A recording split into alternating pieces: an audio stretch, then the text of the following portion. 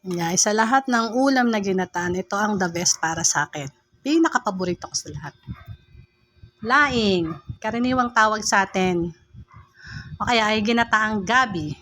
Yan guys, may laman pa yan. Namasyal nga kami kasi sa bayan sa palengke mismo ng Marikina. Habang tumitingin-tingin, ay nasulyapan ko nga tong gabi. Chop-chop na siya. Kaya hindi ka na mahirapan pang maghimay-himay. So, bumili nga ako ng isang kilo. Mura lang guys, 40 pesos. Pero medyo tumaas na rin kasi before magkano lang eh. Diba? Lahat naman ngayon is tumataas na. So, bumili nga ako ng isang kilo. At yan, parang nanakam ako eh. Sinamahan ko na rin siya ng konting hipon at saka konting pork. Yan nga guys. Ginisa ko muna yung baboy, saluya, sibuyas at bawang. Tapos pinudburan ko na rin siya ng durog na paminta. Yan guys, ganito lang magluto nito.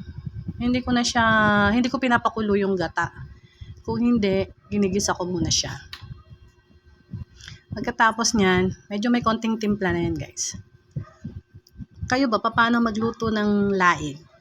Kasi ganito yung proseso ko. Pag nasangkot siya ko na, nagisa ko na yung bawang sibuyas at luya at karne. Timplahan ng konting paminta, konting patis.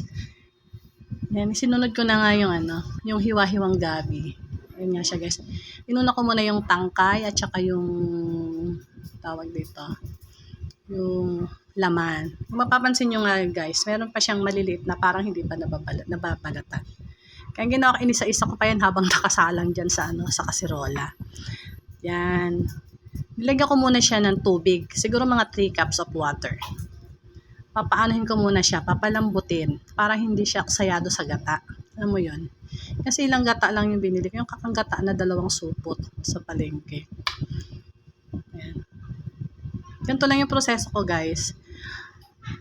Hindi ko siya hinahalo pa ng mabuti, parang pag ganyan-ganyan lang. Yung parang ano-anohin lang. Kasi pagka hinalo daw to habang hindi pa siya masyadong luto or yung pa nalalagay yung gata, makati daw sa lalamunan.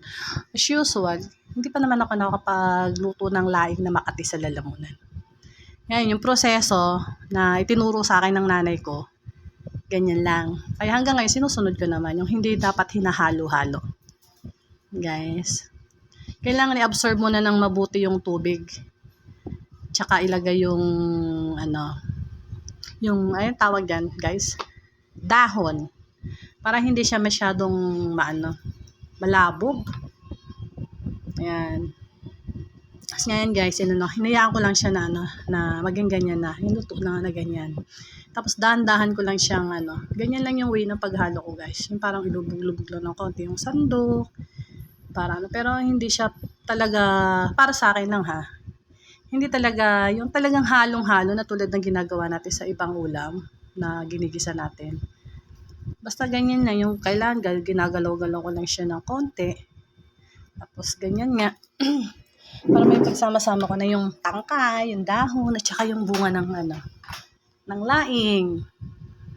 Diba? Kasi sa mga pagluluto, may mga sinusunod na kasabihan. Charot. Pero hindi guys, totoo. Sumusunod din talaga ako sa yung kasabihan ng mga matatanda, lalo pagdating sa pagluluto ng laing. Ginawa naman ng Diyos, hanggang ngayon, matanda na rin ako. Never pa ako nakapagluto na medyo sa lalamunan, makate. Yan nga guys, nung malambot na yung lahat, pati yung laman, yung medyo durug-durug na siya, nilagyan ko na siya ng konting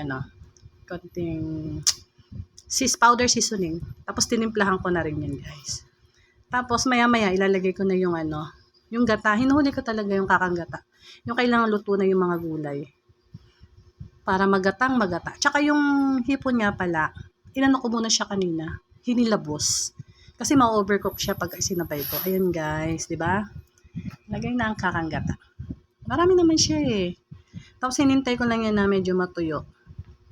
Para masarap. At saka yung sabaw niya is manamis na miss. Ay guys, grabe. Unlimited rice talaga pag ito yung ulam ko. Diba? Sa mga gusto magluto ng laing, ganito lang kasimple magluto. Very easy. Yan nga guys. Ayan, luto na yan. Konting ano na lang, medyo ipababa na lang natin ng konti yung sabaw para hindi siya masyadong masabaw. Yan, ilagay na natin yung hipon. Ayan guys, yung hinilabos ko kanina na hipon. Inano ko na lang kasi kung sasabay ko pa siya sa paggigisa ko dyan sa gabi, ma-overcook. Kasi pag overcook, 'di ba, dumidikit masyado yung balat niya. At yan na nga. Luto na guys. Maraming salamat sa panonood. Follow for more. Thank you for watching guys. Maraming salamat. God bless.